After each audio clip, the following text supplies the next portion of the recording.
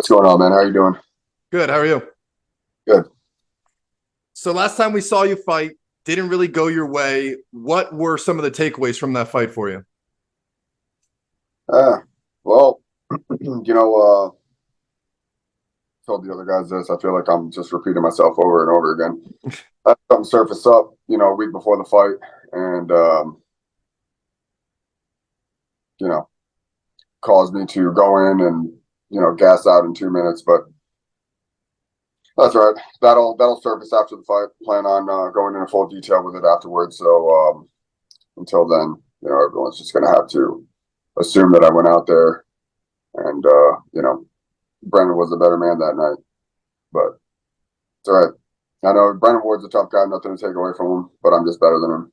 So that's a rematch that I definitely want. And so was there anything you felt like you needed to improve on? Or was really just a matter of, unpredictable MMA throwing a curveball at you last second?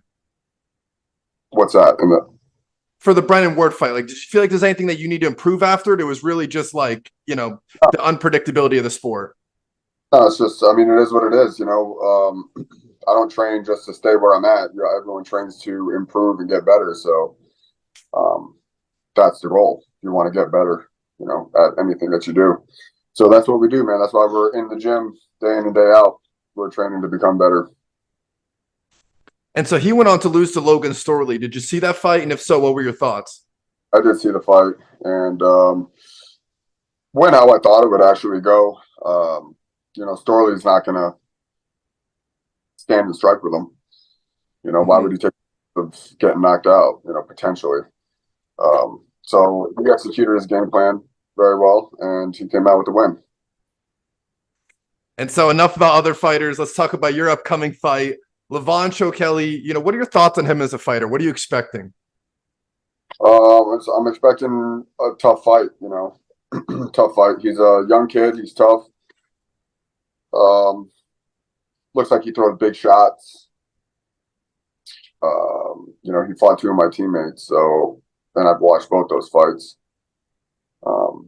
But he's tough, man. He's tough. Got quick punches, heavy hands. I just feel like I'm a better striker, better wrestler, better grappler. So, and I have a lot more experience than him as well. Yeah, I mean, you just kind of touched up on it. Less experience, a younger fighter. Now that you're at this stage in your career, what do you kind of take away from those types of fighters? Not necessarily him specifically, but those young fighters that are just so hungry. How is it? What is the best way to defeat them and kind of take away that confidence? Technique, and we've been in these positions. If we're in a bad position, we've been in them millions of times. So we know how to react under the pressure.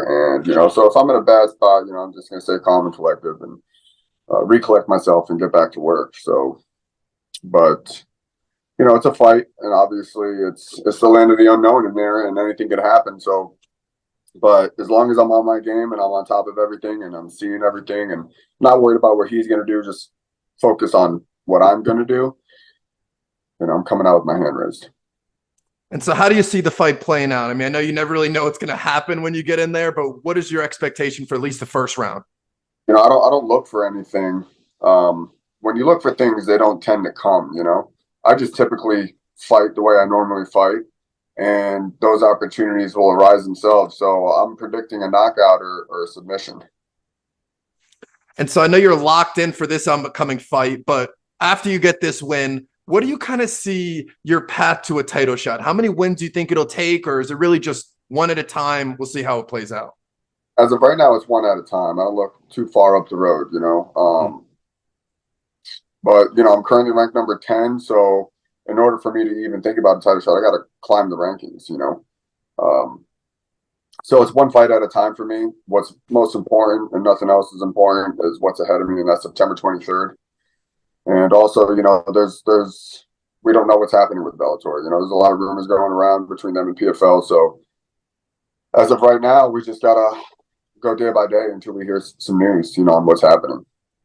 But as of right now, I feel like everyone's kind of in a limbo, And has that been stressful for you at all? Just kind of like the uncertainty of the future, let's say a year or two? It's definitely stressful, because you don't know where it's going. But I'm not thinking about that. I'm not thinking about that. I can't take my eyes off the prize. And, September 23rd is fight night, and I just got to focus on that. That's where all my attention is drawn to. And so let's say everything stays the same. Looking at the top of the division, what are your thoughts on Yaroslav Amosov? That's my dog, man. He's a champion. He's a stud. I believe he's undefeated. He's the champion. He's the best welterweight on the planet. The guy's relentless. Doesn't let his opponents breathe or none of that. But of course, if we have to fight, then we'll cross that bridge when we get there. And so they just announced that he's going to be defending his title next against Jason Jackson. What do you think about that matchup? Like I said, man, anyone who's going up against Yaroslav is, it's a very tough fight. He is super well-rounded. He has a gas tank that no one can match. I know Jason Jackson has a gas tank as well, but the pressure is what's going to slow him down, And so outside of you and Amosov, who's the most dangerous fighter in the division? In the division? I don't even in the weight class. You got like Logan Storley, Jason Jackson, just, a couple there. Yeah, I mean, Logan Storley, he's tough, man. High caliber wrestler, but that's all he's got. I feel like anyone who could stop a takedown and strike with him, Logan's going to be in trouble. But he's another guy. He's right there. Take a look at his fights against Yaroslav. Both fights. The second fight, Yaroslav really put it on him, but the first one, they got into a lot of scrambles, a lot of wrestling scrambles. I mean, it was a whole lot of craziness, high pace, high action output fight. Who else is in the division? We got MVP, Lorenz Larkin. I mean, anyone in the top 10 category is game. Korshkov, yeah. They're all game. They're all game. One of them. There's not, it's like you're also talking about the top 10 of the division here. So it's not, there are no, even outside of the top 10, it's like you got dangerous fighters everywhere. You got, the guy that I'm fighting, he's coming from my spot, he's coming from my spot, and I gotta shut that down really quick. Yeah. A division stock when they got you at number 10, like that's crazy. Yeah, man. And, I mean, it is what it is. All I can do right now is just take it day by day, fight by fight, and slowly climb the rankings. And, when the opportunity arises for a title defense, if, let's say, nothing happens and Bellator stays up and running, then we go from there. My goal is to slowly climb the ladder. And if the title shot represents itself, then, obviously, we go from there. And so last question I have for you. I was checking out your Instagram. I saw the beef arm roast.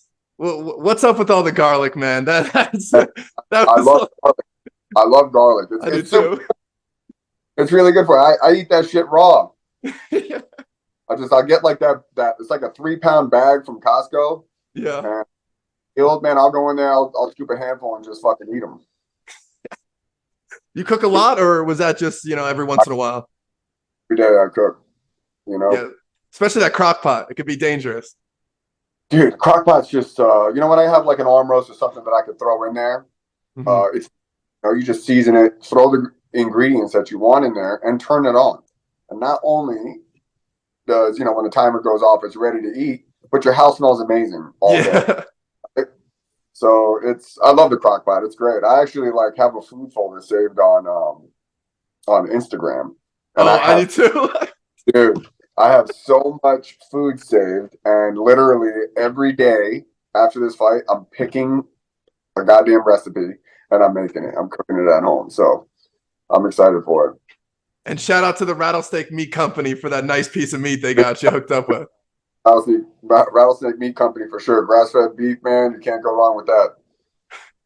And that's all I got for you today, man. I really appreciate your time. I hope for all the best for your upcoming fight and the rest of your career. I'm a fan of yours. So, yeah, man. Thank you so much. Have a great rest of your day. You too.